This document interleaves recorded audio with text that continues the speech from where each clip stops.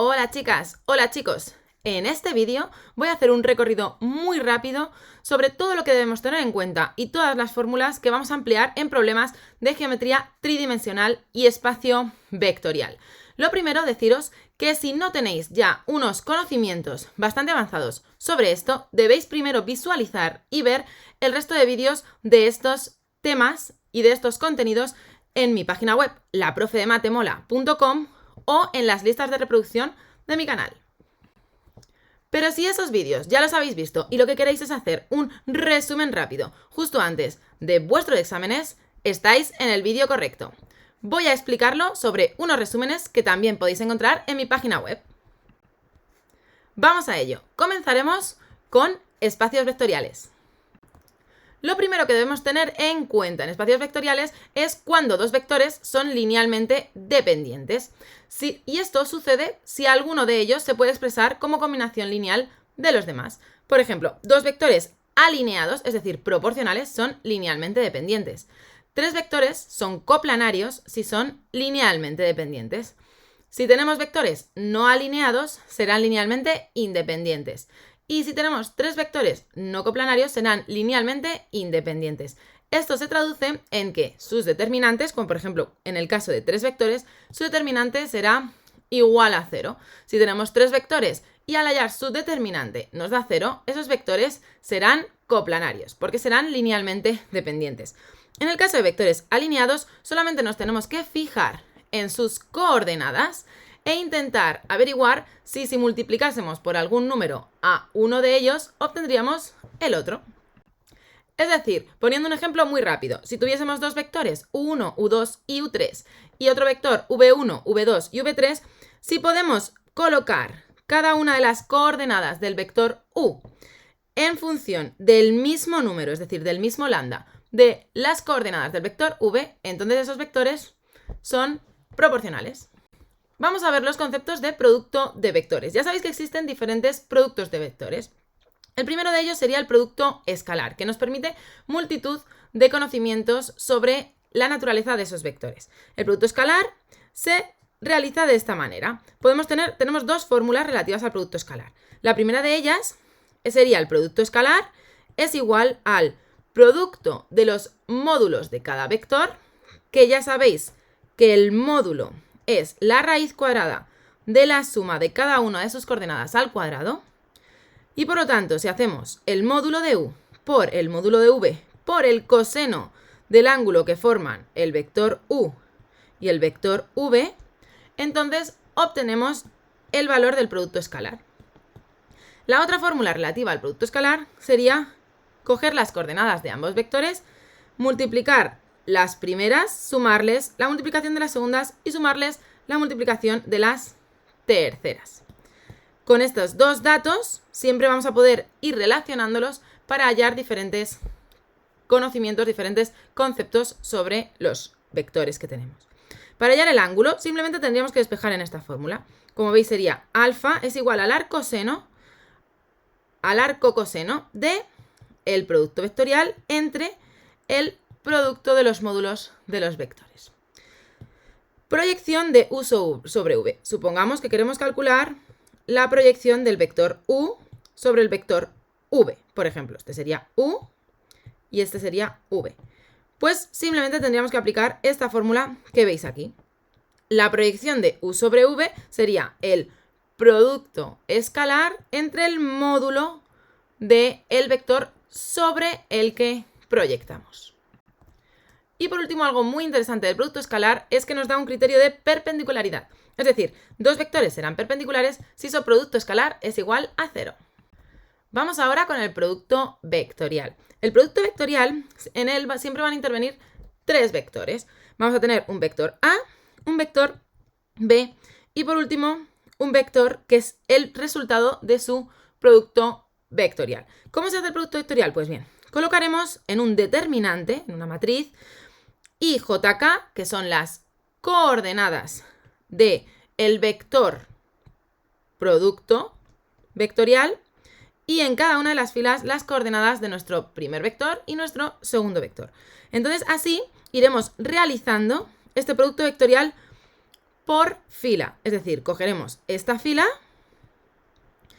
y para hallar cuáles son las coordenadas X de nuestro vector producto, tacharemos primera columna y primera fila, hacemos este determinante que veis aquí y esa sería la coordenada de la coordenada X. X sub 1, X sub 3 diríamos, ¿no? Porque tenemos 1 y 2, por ejemplo, X sub 3. Si lo que queremos hallar es la coordenada Y, tachamos la segunda columna, primera fila, y aquí ya sabéis que tenemos que cambiarle el signo, porque según los determinantes, por la posición hay que cambiarle el signo. Por lo tanto, calculamos este determinante que nos queda y lo invertimos de signo. Y aquí tendríamos Y sub 3. X sub 3 e Y sub 3. Y para la coordenada Z, simplemente tachamos de nuevo esta columna y esta fila, obtenemos el determinante y sin cambiarlo de signo, obtenemos Z3. Otra cosa interesante que nos aporta el producto vectorial es el área de un paralelogramo. El área de un paralelogramo es precisamente el módulo del producto vectorial y esto realmente es igual al módulo del primer vector por módulo del segundo por el seno del ángulo que forman. Y así obtendríamos, por ejemplo, esta área que veis aquí en el resumen. Por último tenemos el producto mixto. Y con él, el producto mixto es realmente esto que veis en pantalla, que es básicamente realizar el determinante en el que las filas son las coordenadas de 3 vectores. Esto nos permite calcular el volumen de un paralelepípedo formado con los vectores U, V y, por ejemplo, W. Así, si por ejemplo nos colocásemos aquí, así, tendríamos este paralelepípedo que veis aquí. Aplicaciones de vectores. Podemos calcular el vector que une dos puntos simplemente restando a las coordenadas del segundo las coordenadas del primero.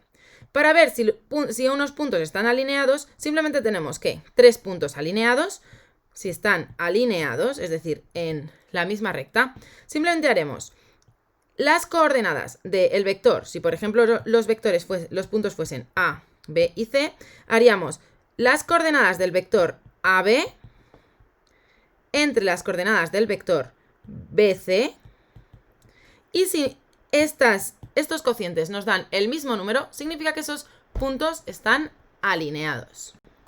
Y por último, aquí tenéis la fórmula o los cálculos que hay que realizar para hallar los puntos medios de un segmento. Si tenemos dos puntos A y B y queremos hallar las coordenadas de su punto medio, simplemente sumaremos las coordenadas de los extremos y las dividiremos entre 2, obteniendo así cada una de las coordenadas del punto medio. Vamos ahora con los contenidos relativos a la recta. La recta la podemos expresar de diferentes maneras, con sus formas de ecuaciones. Tenemos la ecuación vectorial que expresaremos de esta manera, donde P1, P2 y P3 son las coordenadas de cualquiera de sus puntos. Las rectas tienen infinitos puntos, por lo que simplemente con que sea un punto que pertenece a la recta, ya puedo colocarlo aquí. Y esta misma ecuación también le sumaremos lambda, es decir, un parámetro cualquiera, multiplicado por las coordenadas de uno de los vectores de la recta. Y aquí estas serían las coordenadas de ese vector. En las ecuaciones paramétricas sería colocarlas de esta manera. En esta ocasión ponemos por separado las coordenadas x y z y las igualaremos a coordenada 1 de un punto más lambda por la coordenada del vector director de la recta, que también podemos tener diferentes vectores directores, todos ellos linealmente dependientes, puesto que pertenecen a la misma recta. Es decir, tenemos una recta en la que podemos tener este vector director, pero también nos serviría este de aquí más grande o incluso en sentido contrario. Para las ecuaciones continuas colocaremos de esta manera.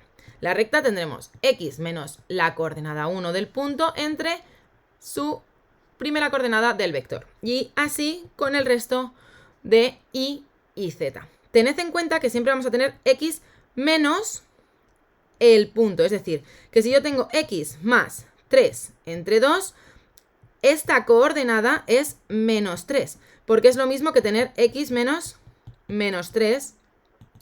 X menos menos 3 entre 2. Así que tened muy en cuenta este signo.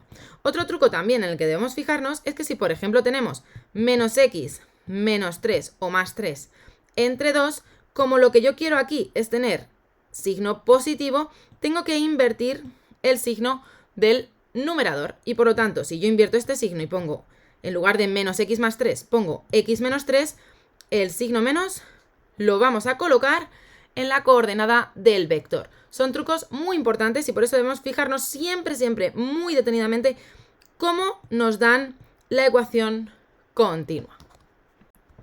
Vamos con la ecuación implícita. La ecuación implícita será aquella que es dada mediante dos planos cuya formulación, cuya morfología veremos a continuación. Pero este sería el plano 1 y este sería el plano 2. Esto se traduce en que si tenemos dos planos, este de aquí y este de aquí, por ejemplo, estos se cortan en una recta que sería esta de aquí. Y eso es la ecuación implícita. Veamos ahora las posiciones relativas entre rectas. Si tenemos dos rectas y queremos calcular su posición relativa, simplemente colocaremos en columnas sus vectores directores, y en una tercera columna un vector formado por un punto de la primera recta y otro punto de la segunda. Es decir, si tenemos R, P sería P, P1, P2, P3 y el vector director de R, D1, D2, D3 y lo mismo con S, siendo Q el punto de S. Entonces, ¿qué conclusiones podemos sacar? Tendremos que estudiar el rango de esta matriz. Si el rango de M, que como veis es aquella matriz formada por las dos primeras columnas, es igual al rango de la matriz ampliada y estas son iguales a 1, este rango es igual a 1, las rectas coincidirán. Mientras que si el rango de M es igual a 1 y el rango de M ampliada es 2, las rectas serán paralelas. Si el rango de M y el rango de M ampliada de nuevo coinciden y es igual a 2, las rectas serán secantes.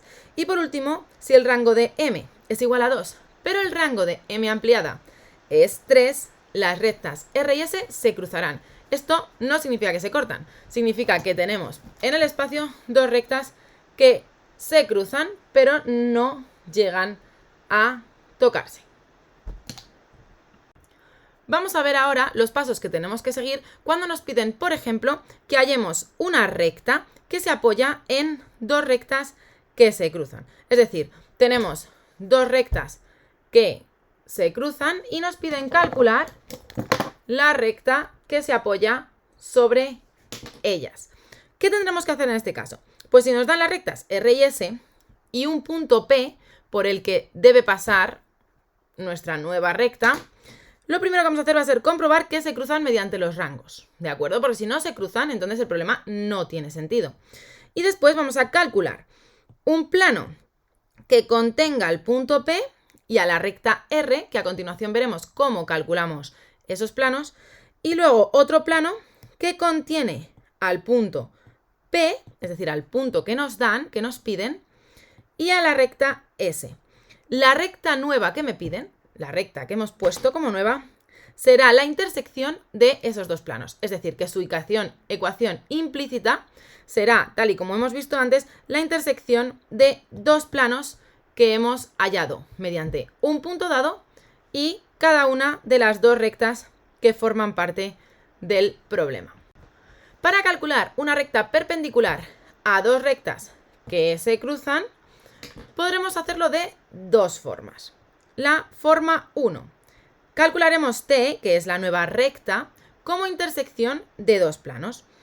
Un plano de ellos será paralelo a un vector normal perpendicular a los vectores UR y US y que contiene a la recta R.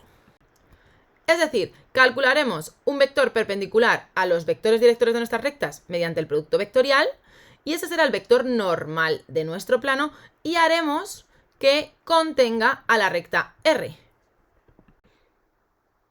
Y después haremos lo mismo, lo único que en esta ocasión tendrá que contener a la recta S. Vamos a ver la segunda forma de hallar una recta perpendicular a dos rectas que se cruzan. Primero, hallaremos un punto genérico de la recta R, lo llamaremos R y lo pondremos en función de lambda, es decir, un punto cualquiera. Después haremos un punto genérico de la recta S en función de mu, es decir, un punto cualquiera de la recta S. Generaremos el vector genérico RS y provocaremos que sea perpendicular tanto al vector director UR como al vector director de US. Para ello generaremos un sistema de dos ecuaciones con dos incógnitas. Las incógnitas serán lambda y mu y nuestras ecuaciones serán el producto escalar del vector RS con el director de R y la otra será vector RS con el vector director de la recta S. Resolveremos el sistema hallando lambda y mu y T pasa por R y S con valores asignados a lambda y mu. Con estos valores ya tenemos el vector y los puntos por los que pasa nuestra recta T y podemos resolver el problema. Vamos ahora a pasar al espacio tridimensional. En el espacio tridimensional tenemos los planos. La ecuación vectorial del plano, al igual que la recta, el plano tiene diferentes formas de expresión de sus ecuaciones. Por ejemplo, la ecuación vectorial, que como ya hemos visto antes la recta, no tendremos problemas en imaginarnos que aquí estos son un punto, esto es un parámetro, esto es un vector más mu y este es otro vector. Es decir, para definir un plano necesitamos tres elementos, un punto y dos vectores linealmente independientes. A continuación tenéis el resto de ecuaciones con las que podemos indicar nuestros planos. Como veis, la ecuación implícita, que es la más empleada, consiste en esto. Y además nos da mucha información, porque los coeficientes A, B y C son las coordenadas de nuestro vector normal. Y el vector normal es aquel que es perpendicular a la superficie del plano. Si conocemos un punto del plano y dos vectores, simplemente haciendo este determinante que tenéis en pantalla e igualándolo a 0, ya obtenemos su ecuación implícita. Sin embargo, si lo que conocemos es un punto del plano y su vector normal, lo único que tendremos que hacer es sustituir en esta ecuación las coordenadas del plano, despejar y hallar D. Al igual que las posiciones relativas entre rectas, también podemos tener posiciones relativas entre planos. ¿Cómo podemos hallar las posiciones relativas entre planos? Muy sencillo. Lo colocaremos al igual que hemos hecho antes, esta vez con los coeficientes de la ecuación implícita en una matriz que será la matriz de coeficientes y la matriz ampliada. Y estudiaremos sus rangos. Si los rangos son iguales e iguales a 1, los planos serán coincidentes. Si el rango de la matriz M es igual a 1, pero el rango de la matriz ampliada es 2, los planos serán paralelos. Si el rango de la matriz de coeficientes y el rango de la matriz ampliada son iguales y ellos ambos son iguales a 2, entonces los planos se cortarán en una recta. Para estudiar tres planos, formaremos un sistema de ecuaciones y serán coincidentes, sistema compatible indeterminado, paralelos, sistema incompatible, dos paralelos cortados por un tercer plano, sistema incompatible, o las tres caras de un prisma de base triangular, sistema incompatible. Pueden cortarse también en una recta, sistema compatible indeterminado, o incluso pueden cortarse en un punto, sistema compatible determinado. Esto, en resumen, lo que nos viene a decir es que si tenemos que estudiar la posición relativa de tres planos, basta con aplicar el teorema de Rosset-Frobenius a un sistema de tres ecuaciones con tres incógnitas. Por último, para estudiar las posiciones relativas entre recta y plano, tendremos que hacer lo siguiente. Si la recta R está contenida en el plano, pasarán dos cosas. Es decir, el vector director de la recta va a ser perpendicular al vector normal del plano, es decir, que su producto escalar será igual a 0. Lo comprobaremos. Si nos da que efectivamente es 0, comprobaremos con un punto cualquiera de la recta y si este punto sí está incluido en el plano, podremos decir que R está contenida en el plano. Si la recta es paralela al plano, sucederá lo siguiente. El vector director de la recta será perpendicular al vector normal del plano. Sin embargo, el punto de la recta no pertenecerá al plano. Si no sucede ninguna de estas dos situaciones, entonces la recta corta al plano, lo pincha. Y por lo tanto, para calcular el punto en el que la recta atraviesa el plano, simplemente tendremos que establecer un sistema. Y hasta aquí el resumen de fórmulas y conceptos para realizar ejercicios sobre geometría tridimensional.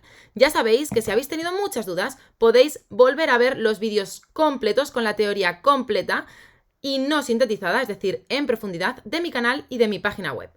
Y también, si ya los habéis visto y habéis visto también este resumen y vais bastante bien, ya sabéis que la única clave del éxito es el trabajo. ¡Hasta luego!